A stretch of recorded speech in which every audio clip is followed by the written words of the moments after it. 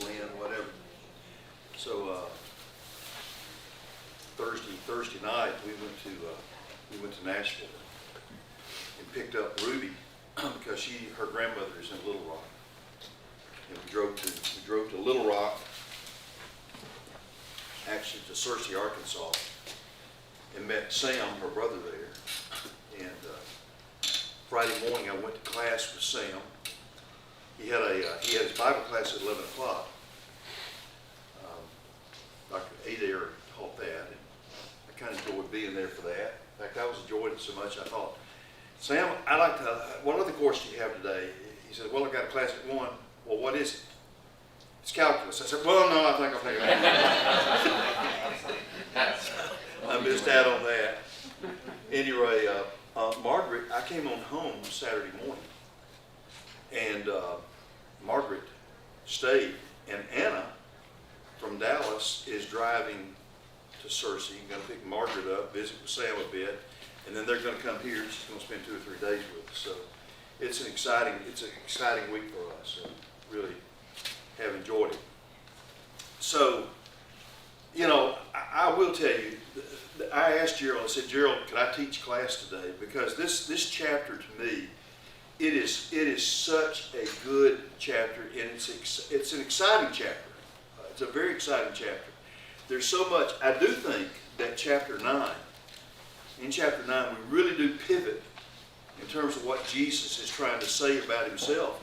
And it's not just a lesson that Jerry taught today that's about it. I looked through, you can't read a chapter just by itself. You've got to read it with 2 before it and 2 after it or whatever. It makes it a whole lot better. But if you look at chapter 8, I want to just verse 26 of chapter 8, he said to them, why are you timid, you men of little faith? No, that's not what I wanted.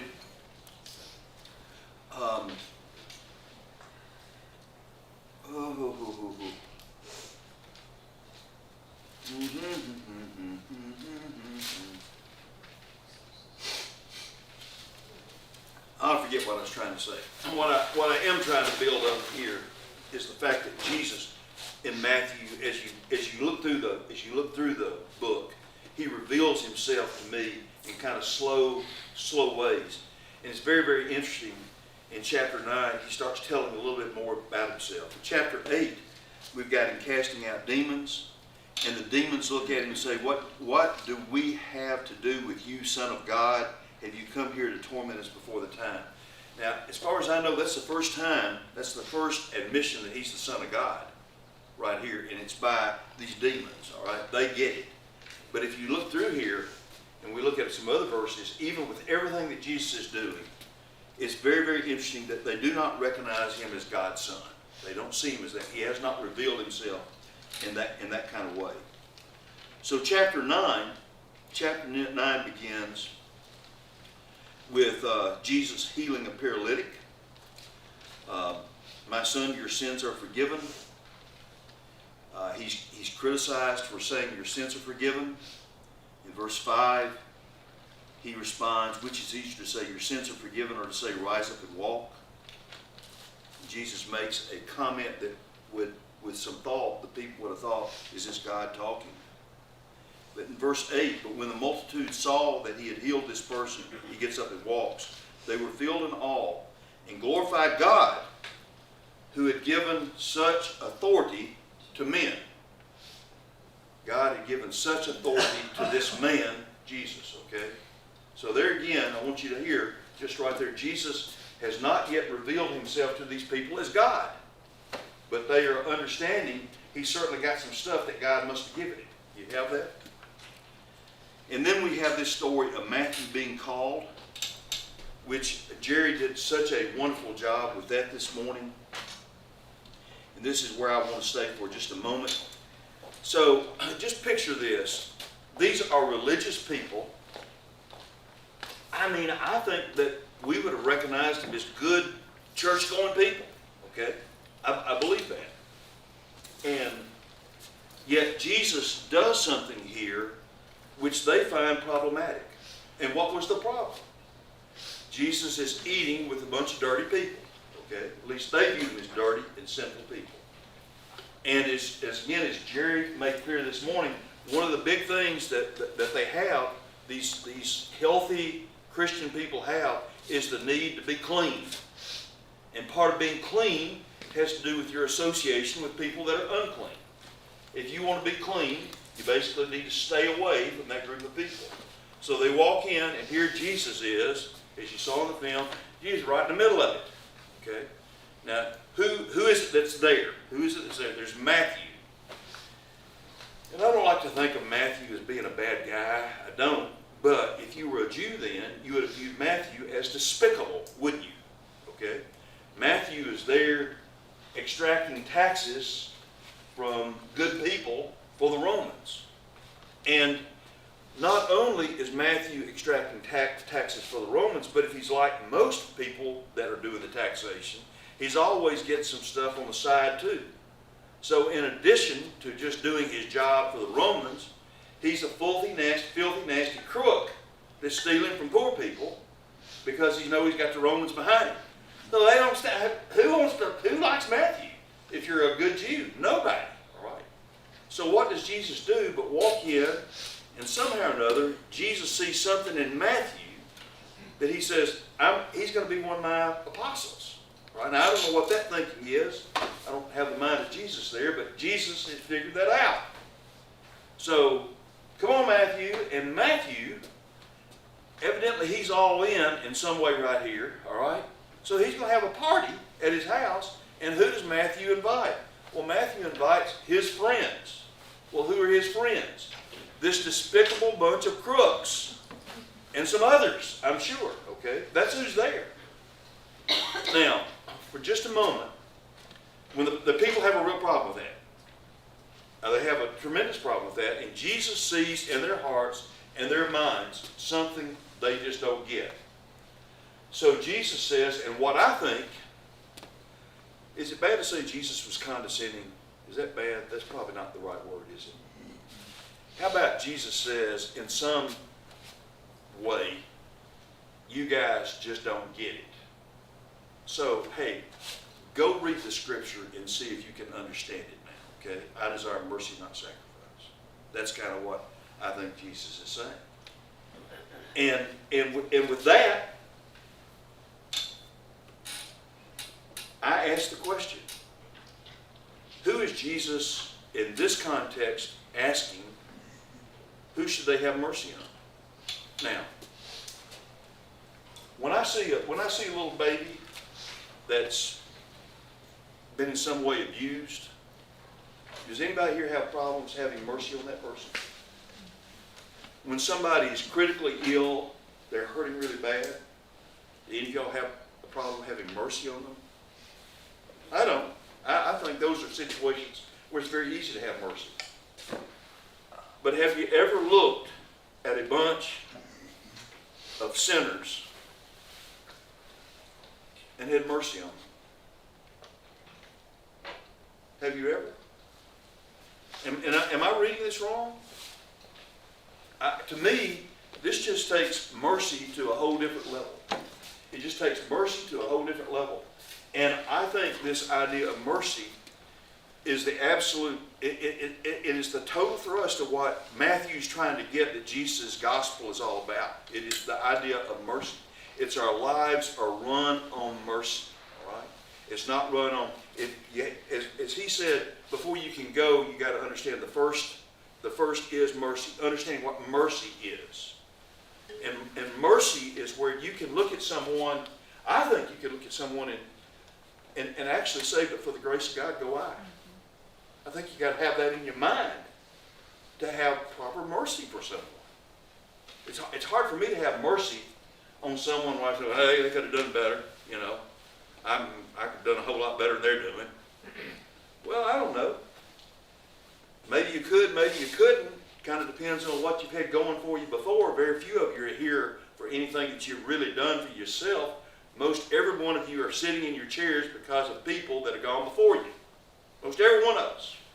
Most every one of us have the right to be here, the right to have what we have because of people that have gone before us. Very few of us without that. And Jesus calls it to their attention. And so you got some in verse 14. Then the disciples of John.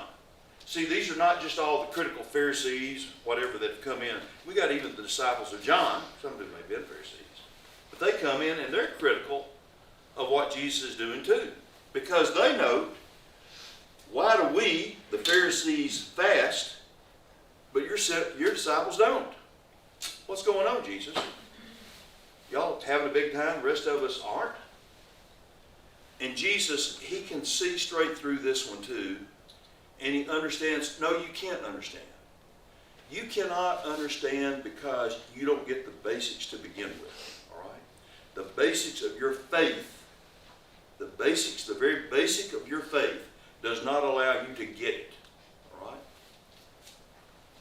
And he uses a couple ideas. He says in 16 and 17, and these are great passages. No one puts a patch of unshrunk cloth on an old garment, for the patch pulls away from the garment and a worse tear results. 17, nor do men put new wine into old wineskins, otherwise the wineskins burst and the wine pours out and the wineskins are ruined, but they put new wine into fresh wineskins and are both preserved. So here's I read a little bit about this. So a wineskin, you take this little goat. Evidently they were little goats. Let's think about how you do that. I don't know whether you cut it, you strangle it, hit it on the head. I don't want you to kill the thing, all right? You're going to chop off its head. And then you're going to somehow or another, I'm trying to figure out how you do this. I'm trying to figure out, how do you make a wineskin? You got to gut it somehow or another and get its insides out, okay? And then you got to turn it inside out. Y'all all getting this? Dinner in a couple of hours. You got to clean off the back of that skin really well, kind of tan it, okay? And then you got to turn it back around. I think you get the fur off of it, okay? And then you got to take the little legs where the little legs were. You got to sew those up on either side. Sew up the legs, and then where the head came out, that's going to be where you pour it out, okay? So you're going to take this wineskin, all right? Y'all know how to make a wineskin now. And what you're going to do, you're going to make your new wine and put it into this new wineskin. Because what's that new wine going to do? Ferment. It's going to ferment. And what happens when it ferments? Expand. Kind of bloats, right? You think about it. So you got some kid that comes along, hadn't been in the wineskinning business, had never done wine before, they don't know what they're doing. So they get their new wine and they say, hey, give me an old wineskin. And they put it in an old wineskin and they tie that top up real tight and it starts fermenting, and what happens? Right? So the people would recognize this. What? Say what now? Because the skin can't stretch. It can't stretch. That's exactly right. It cannot stretch. You just can't do it. So we know they got this. Right? So what is he saying? What's he saying about what he's trying to tell these people? What is he saying? He's saying what I'm telling you about how it is that y'all ought to act properly, or how you ought to behave, or how you ought to understand. You can't get it with your present understanding of God's way. You can't get it. Now, that's where I got a little bit of I kind of had to think through this a little bit, because Jesus, when he's on the mount and he's teaching on the mount, he tells them, I've not come to abolish the law, but I have come to fulfill it, right? Okay. So right there, he's not just trashing the law, is he? He's not at all. But I understand that to be, he's not trashing the law, but what he's doing is giving them a new understanding, a deeper understanding, a greater meaning of what God meant, okay? He's trying to reform? I don't know, reform is a good word. How about just add to in a greater way? Make it more understandable who God is, all right? Yeah? Isn't that why John the Pharisees and John's disciples were confused because they did not have a clue that there was a deeper understanding. All they had was the interpretation of exactly what they read. Yeah. And so that's where I think in those verses where the Pharisees and John's disciples are questioning him, Yeah. I don't think that that's meant to be that they're intending to appear superior, that they know more. I think they're honestly confused. Yeah, really good. I think, look here, I am not trying to tell you that these people that are questioning Jesus here are bad people. I think they're good people trying to do the right thing. You know, I think when Paul was out persecuting Christians, I think Paul thought he was doing the right thing, right? But it's pretty clear he's pretty screwed up, right? He wasn't doing the right thing. And I think we got a situation right here where we've got people that have their understanding of Scripture, which is just wrong. Now, look here, I want to say this too. It's not because the Old Testament is wrong, okay? It's because their understanding of the Old Testament is wrong. I want to make that perfectly clear. I don't think God changed his way between the Old Testament and the New Testament. I think the Deuteronomy is the fifth gospel, okay? I believe that. So I think when you read Old Testament in a way that was intended to be read, you understand what grace is, all right? But the fact of the matter is, I believe they had perverted what God's Old Testament had to say to them. And in fact, they had reduced it to a set of laws. Now, what would we call that? We would call that legalism, wouldn't we? All right? So they had a legalistic view of what they could and could not do. And Jerry said it very well this morning. He said, you know, there's places when he's talking about the Church of Christ history. He's talking about how, what I heard Jerry say, what I wanted him to have said, was that in our beginnings, the ideas that were behind the Church of Christ were very, very good ideas. It was the idea of bringing people together in a unity, all right? The problem came when our list of things required to be in unity went from here to here, okay? And we started adding all kinds of stuff. And I'll tell you, it continues even within Churches of Christ. Because when you start looking at flavors and brands of Churches of Christ, you understand there are some churches that have a pretty long list, okay? For you to be in, there's a pretty long list. I didn't say that up there, but I'll tell you, one of the things that I'm really proud of this church about is I think we've shortened our list, okay? I think we've shortened our list, and we're not so worried about some other people and what their list might be. I think that's a really good thing. So anyway, that's kind of where I think Jesus is on this, and the rest of the chapter is filled with ideas of his healing.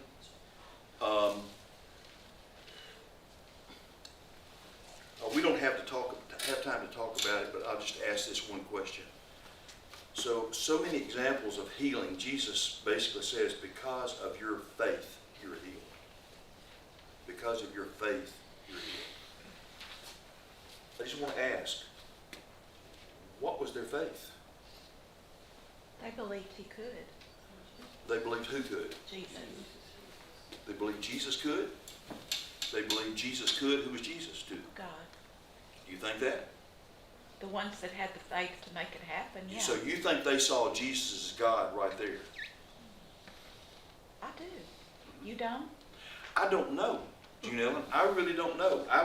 I'm thinking of this, and like I say, in chapter 8, we've got the demons who recognize him as the Son of God, okay?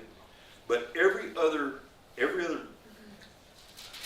comment in the next chapter about who Jesus is, I mean, the people, he's a man that has incredible ability given to him, I guess, by God, unless you were one of the Pharisees who said it was given to him maybe by the devil, okay? I mean, he's got all this great stuff going, but it's not like he was God. So when I think about the faith of these people, my question is, was it faith in Jesus as God, or was it just faith in Jesus? I don't know. I don't know. That's something I want to study, just look at. Because right now, I'm not sure what their faith was all about. I don't know. Huh? He recognized it was real.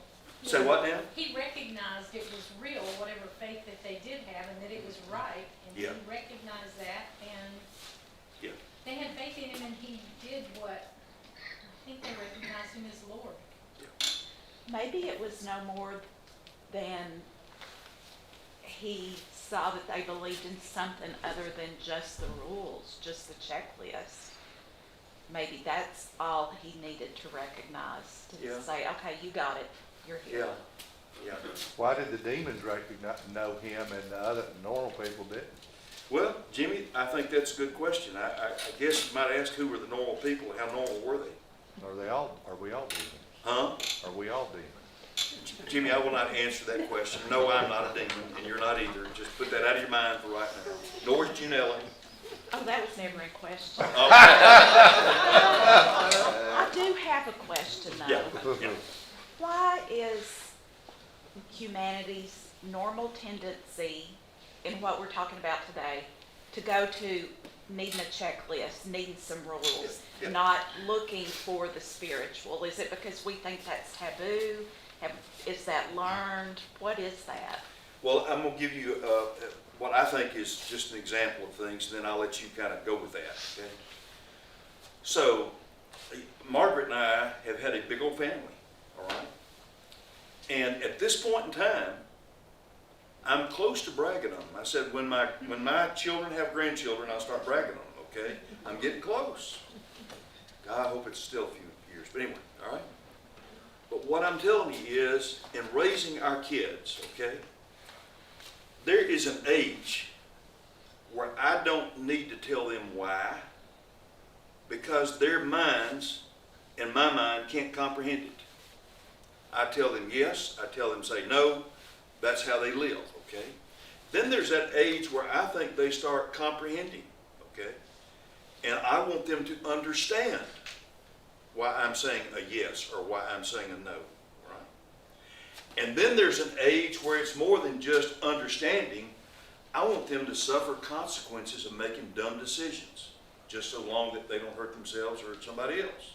So what I'm saying is there is a progression, I think, of understanding that takes place in raising children that you have to allow for, all right?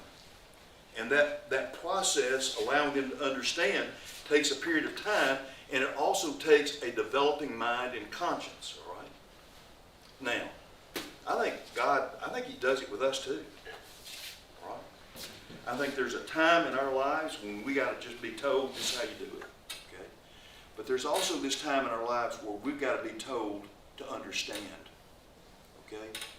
And understanding is a real experiment sometimes. And sometimes having people come to understanding and the experience that it brings with it can bring with it a lot of heartache. It can bring with it a lot of suffering, tears. It can bring with it all those things that lead to maturation, right? So yeah. So what would you do with that, Nellen? As far as why do humans prefer rules 'Cause instead it's of? easier. Huh? It's easier. Sure, it's easier. You don't have to think, do you? You don't have to think. We do not have to think. And look here, I don't want to say, let's take Christianity and let's reduce it to thinking and all mind. Okay, I'm not doing that. All right, I'm not going there. But I'm telling you, there's some understanding in Jesus that until you get it, you can't act it. Until you understand mercy, you can't give mercy. All right? You just can't. And there's not a do and a don't on that. It's in here and here. Yeah. There's also I think, that when you have a definitive yes and no from God, or at least you think you do, then you're going to get it right. When you put your understanding into it, there's the potential to get it wrong. And Yeah. that, I think, is scary to us. Yeah. And so besides the easier to just have yes and no, that idea of putting our own thoughts into it, Yeah. means that we might be in opposition to what God really wants. Yeah, from us. what's the great error there, though? The great error is, I get to figure out what yes and no is. Right, All right? yes. You know, it's real easy for me to follow my rules. Give me a set of rules, let me go and approve the ones that I think are good for me. I'll follow those, and I'll figure out whether I'm righteous or not. Hey, Steve, Yeah, I think some of that, the root of that is Jesus said, if you love me, keep my commandments. yeah, And we try our best to show our love for him. Sometimes we go overboard, I think, with defining what those commandments are. But I think that is the basis of it. So in defense of those who are yeah, Walt. called legalistic, Walt, you're absolutely right, okay? And I think Jesus saw that in the people. I think Jesus saw that in the people. I think Jesus saw them making their list, which is why he came back and he made a statement. I got the greatest command I'm going to give you, okay? I'm going to give you this greatest command, all right? And I'm going to tell you everything else falls under that. Which is not to say you can't make a list, okay? But it is to say that if your list isn't built on those top two things, your list is wrong. And that's where I think so many of us have built a list, and that list is just too long. In many cases, the list needs to go away.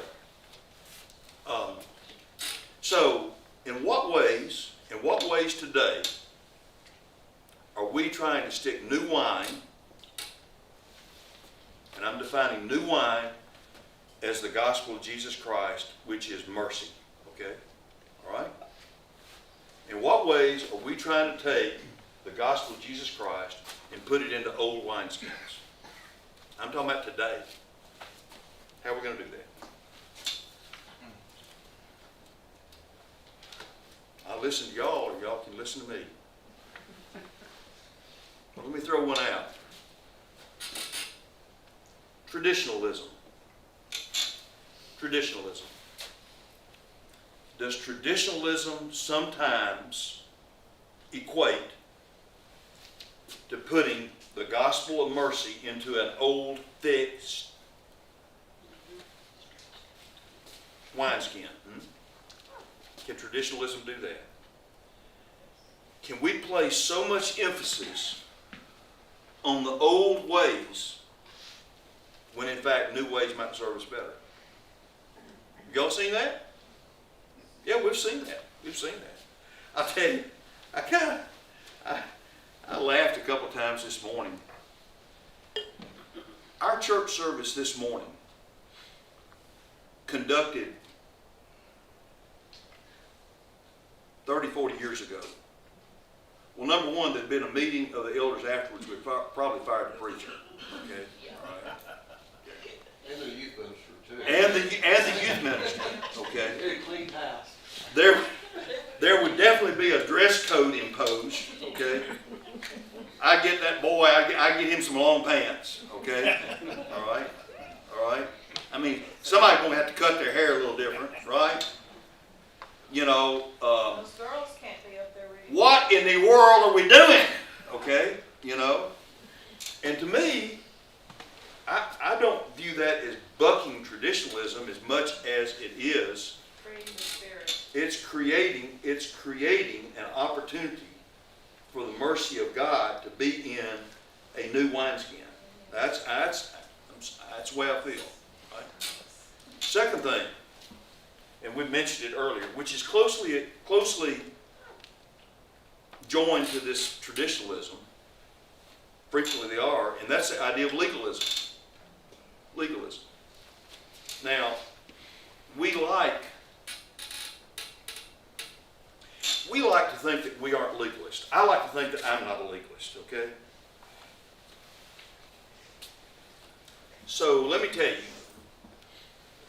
sometimes on Sunday morning, I come to church because I know I've got to.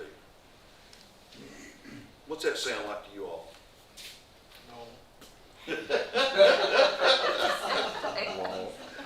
I'm pretty tired this morning. And I went to bed last night at 9. But it still didn't feel right.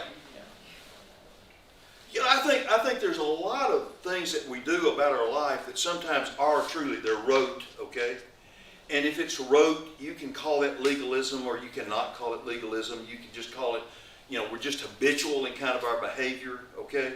But we got to be so very careful, sure enough, that our lives don't become ruled by that, okay? And I'm not telling you that, I think God understands sometimes. I'm just tired, and I say, something, I really don't want to go. But I'm an elder there, and if I don't show up, who else is supposed to show up? Who, don't y'all all have these feelings? We all do, all right? I think God gets over it. I think He's got bigger things, all right? But something? I think if every week, that's the only reason I showed up here. I think I got a problem with legalism, okay? I think I got a real problem with it. I think if I never come here because I want to be here, because I want to worship, okay? If I never have that feeling, then somehow or another, man, I have just missed the boat. My life is being ruled by something beside the gospel of God, okay? Hear that? Oh, a third thing. This is a good one right here. Here's that old thick, non-stretchable bag with a lack of cultural sensitivity. Lack of cultural sensitivity. All right, I'm going to give you one. I'm going to give you one where we can talk about somebody besides us. All right? So, back 20 years ago, thereabouts, I went down to Central America, to Panama a number of times, okay? A number of times. And there was a church from Georgia. I mean to tell you, and if this is on TV and if you're in Georgia, you'll know who I'm talking about, I'm sure. I mean, you talking about legalistic with their list of how to do things, okay? So we're down there in this Spanish-speaking church, okay, that's got their Spanish songs and everything, but that's not the way we need to do it, because we got the old rugged cross at home, so we're going to learn the old rugged cross right here. So you got these Spanish people trying to sing the old rugged cross. Let me tell you what, I don't believe God appreciated that one. You know what I'm saying, all right? I mean, it can be that crazy that we want to impose how we do church here in our country on a whole different culture. I learned so much about this with the kids when they were in Peru. I mean, the Peruvians, it's just a different culture. The girls are, the women are totally different. The guys are different. It's different how they conduct themselves. When their worship service starts at 9 o'clock in the morning, okay, you can count on it getting going about 11:30, okay? They have no concept of time whatsoever. That's the craziest bunch of people ever. If you're watching from Peru, really didn't mean that. I mean, honest to goodness, are most of y'all's lives run by a clock? We found that out this morning, didn't we? I mean, and we've got some guys out here. I mean, we've even got some guys in leadership. I'm going to tell you what, you better start at 9, you better end at whatever, okay? Well, yeah, I got some of it. I mean, we got plans, but at the same time, not every culture is that way. And so when I go down to Peru, and we're there at 9 o'clock, and church is not starting, I'm thinking, what is going on here? Greg, what kind of church are you running down here that y'all can't start until 2.5 hours later? That's just how they do it. Now you go to Africa, go to Ghana, it's a whole different story there too. I'm telling you, it's just different. Cultures are so different, and if we try to impose our culture on other people, then what we're doing is trying to take the gospel and we're trying to put it in an old wineskin that will not stretch. And it's going to do nothing but burst and all leak out of everything. Okay, we've talked about all them. How about here? How about here? This is where it gets real touchy, because we would not dare have our culture affect our religious beliefs.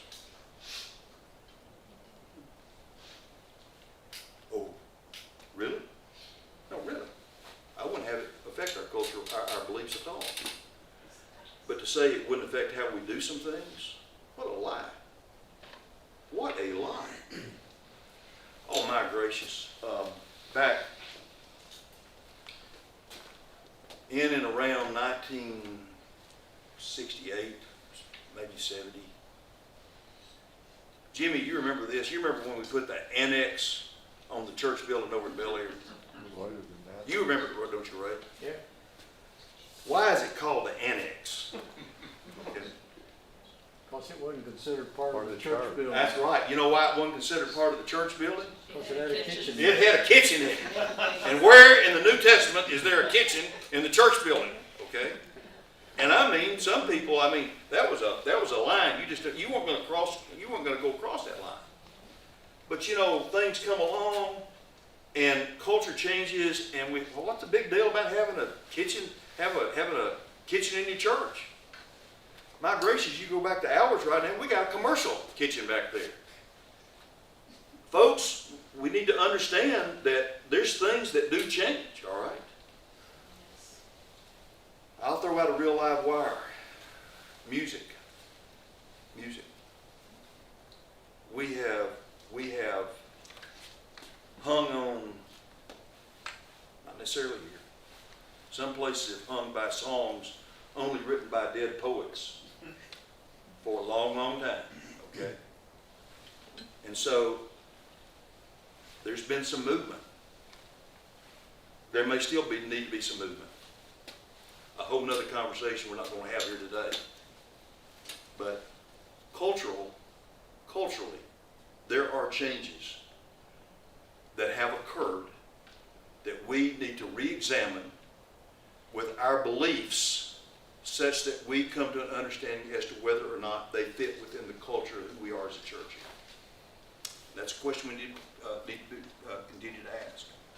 All right, here comes some real touchy ones. I haven't been touchy yet, have I? Number 4, selective interpretation of Scripture.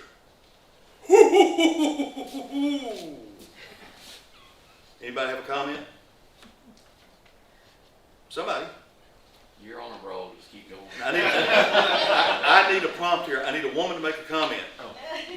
Be silent. You know, we just got to be careful. We just got to be careful with how we take scriptures that we've understood all of our life to mean a certain thing, okay? We need to be very, very careful that we don't become so entrenched in our own understanding that we can't have dialogue. And when I say dialogue, I'm not talking about necessarily coming to an agreement. I'm just talking about having dialogue, which I think we've all got to recognize that has been an issue even at this church. Okay? Just having a dialogue. And I think that is a perfect example of taking new wine and putting it into an unstretchable goat bag. Yes. Yes. You're not gonna like this. Well, I'm listening. I always thought that was messed up. I was raised in an environment that was messed up. What But is that? that, women be silent. Yeah. You can't have a kitchen, but you can have a microphone. Yeah. You know, just all the stupid stuff. Yeah. But I started going to church. Then I met him, started going here. I grew to love the people here. So I followed those rules out of my love for those people. Mm-hmm. I didn't feel like it was going to keep me out of heaven. I sure didn't want to keep them out of heaven. And I had some respect for the people who were older than me or who had grown up in the tradition. I respected their beliefs. Yeah. So I kept my mouth shut. And now what happens? You know, what about all the people who left, Steve? What about it? Well, actually, I appreciate very much your comment, June Ellen. And my response to that is, what about the people that are still here? Okay. Granted, Uh, but some of the people who left, what if they don't go anywhere else? I think that's a real issue, and I feel bad for that. I feel very bad for that. I would tell you that it's always a balance with a church. and what you do with the church and how you progress with the church, there's always this balance, right? I will tell you, this is just an aside, but when we initially began that conversation, there's basically two ways to handle that where you go. One way is for the elders to stand up and say, we've studied this and this is what we're going to do. Boom. Okay. In which case, historically, half of the church would leave. Okay. All right. And then there was another way. And that was have a study. Okay. And at the conclusion of that study, a number of people would come to understand. All right. And you would retain a number of your congregants. And we did that. And about half left. And I am very saddened by that. Okay, I'm very saddened by that. But I will tell you this. I'm by it. I am by it. I think most of our church is by it. I think that we had a vibrant worship out there right now. I think seeing young people, young men, young women both participate, okay, brings incredible joy to me. I think it makes us relevant 20 years from now, okay? And I think when I use the word relevance, I think Christians need to be relevant with their traditions and with the ways they act, okay? And I don't use relevant to say dismiss our theology. I say relevant to say we do change in time, and we have. So the Yeah. question, Yeah. just a quick question. So with that, June Ellen's question in mind and with your response and Yes. your prior comments, are we at a point where we're trying to repair the breach in our own wineskin, or are we trying to create new wineskins? Well, that's very interesting because my belief is Jesus says, I think what Jesus' words are, I'm going to comment on them. I hope these are Jesus' thoughts. I can't repair an old wineskin that was wrong. Okay? I can't repair it. You've got to start off with a new wineskin that does not have those inequities in it, those misunderstandings in it. So to say repair, I'm not. That's a big question. I do think this. I do think there's some reparation that needs to take place in this community among churches who feel differently about some things. And I think there's some steps that we need to take towards allowing that to happen. Because I think that if there's bitterness out there over this, okay, I think that we need to try to resolve that, understanding that people can feel differently about some issues and still love each other, right? And I can feel good about a church that does not practice church the way that we practice it here, but I can still respect them and I can still honor them as children of God, okay? My personal, and I'm speaking as an elder, my attention needs to be towards my church here primarily, okay?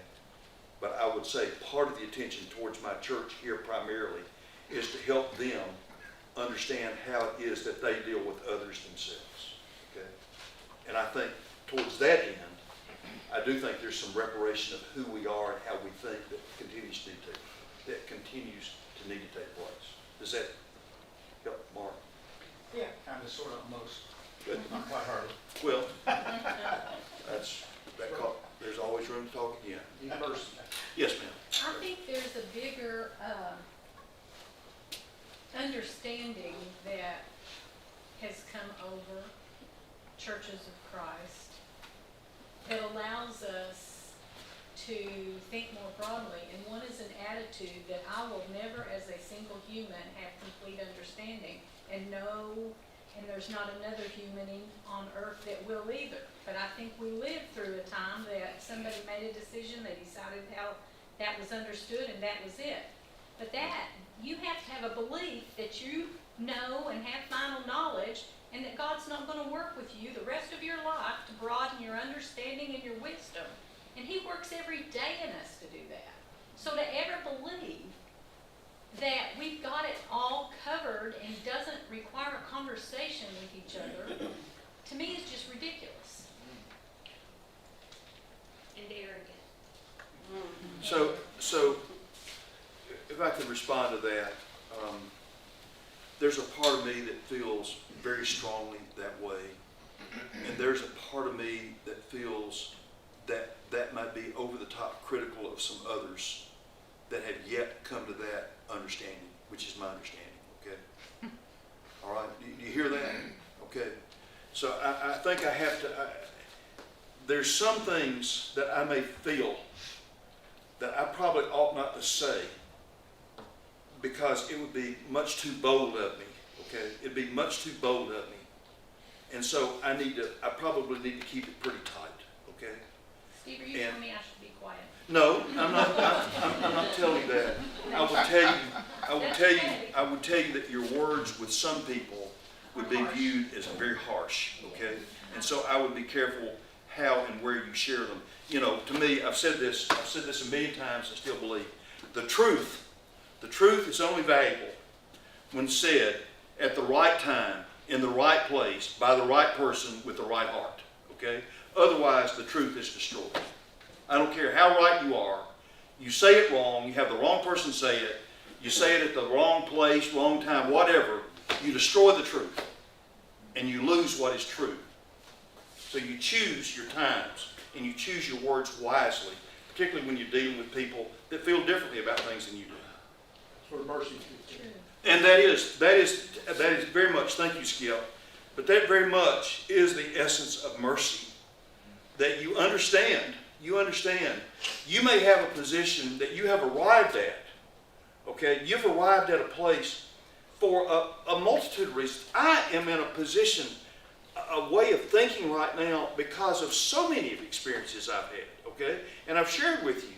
You know, with the kids doing graduate school in religion and me being a part of that with them, it has absolutely changed a lot of the ways I think about things, okay? Not everybody's had that experience. And I need to grant that to them. I need to grant it to, yeah, Jimmy. Saying that, what you just said, your kids have influenced you. Absolutely. Their culture is different than the culture here. Yes. And you got the culture, you hit on culture initially. Yeah. You know, we're in southern Middle Tennessee. Uh-huh. Our culture is not at Harding or Lipscomb or some of these places that are the temples of education in the Church of Christ world. You see what I'm saying? I hear what you're saying. And you know, and I studied at one of those temples, so Yeah. I've been there. But you know, my learning, you know, I don't know what I'm trying to say, but you know, you have to know where you are in the world. I agree, Jimmy. And sometimes our leadership has been influenced by other cultures, and I think that's where we are now. Yeah. So, you know, in this area, Yeah. Tullahoma's a light on the hill. We're more educated. We have, you know, professional background or whatever, and you know, our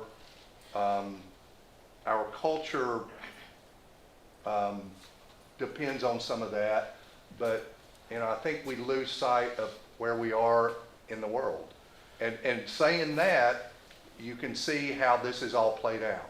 You know, some people's culture is not what the educated parentheses culture is. So you gotta know where you are. You know, you gotta know where you are in the world and not be so influenced as far as the leadership goes. You know, if you look at our leadership, most of the kids in the leadership have been educated and have a different culture than some of the ones that left. So, you know, just saying, you know, if somebody came in here and did a post-mortem, and I've talked about this before, and had no influence of anybody that's here, Yeah. you know, somebody that is clinical enough could say, okay, this is how it went down, this is how we could do better, you know, whatever, but you have to realize that not everybody has the same culture, you know. And Well, Jimmy, I couldn't agree with parts of what you said more. I totally agree that we're in a place and some other people are in another place, all right? I would agree 100% with that. The question is, what is the relationship between those two places, and should either one of those places move? Okay? Should either one of those places influence the other if it is for good? That's the question. Well, And how might it influence? right, in some of the cultures, if they think they got it right Mhm. on either way and speak or preach from the pulpit in a condescending way, Yes. that is heresy in my opinion. I would not disagree. And we experience that here. Well, I would not disagree. I would not agree with you there, Jim. Well, We'll have to disagree. we can have a debate on that, but, Well, we're not here. right, but I'm just saying, that is the experience of some people in this, that are even here now. I do know that. I do know that, and I have appreciation for those people. Yeah. Okay, so doesn't this go back to the scripture that we're looking at? Because Jesus saw a distinct incorrectness in the Pharisees' questioning. But yet, he didn't say, well, you've got it wrong, let me explain this to you, which is what we typically do. What he said is, hey, take a look at Hosea. God desires mercy and not sacrifice. Yes. And he let them think about that. Yes. And Yeah. I think we need to be merciful in the way we are presenting what we think of as right and wrong as well. And in doing that, then we are emulating Jesus, but we're also letting these people look at what Jesus said and what Jesus did and letting him be their God, not us be their God. Good.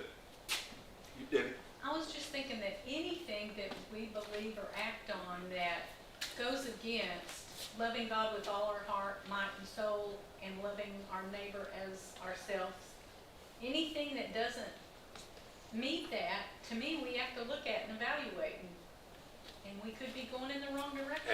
Absolutely. I have two other points that are designed to cause a lot of acid in your stomach.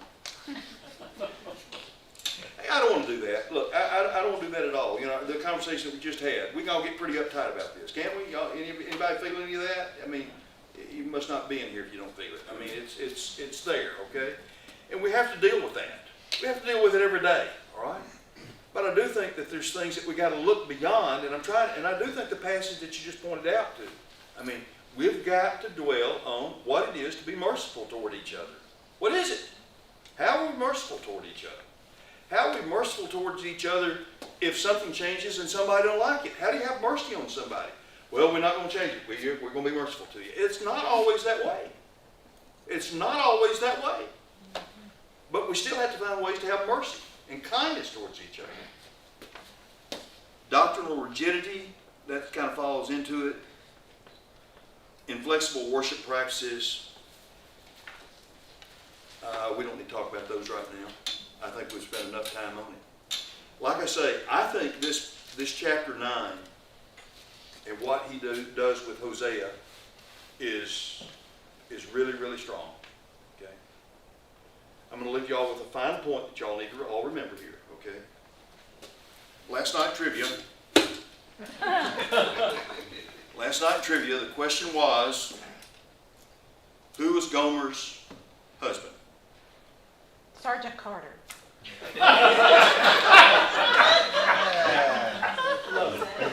It was not. It was not. It was Hosea. Right? How do you remember that?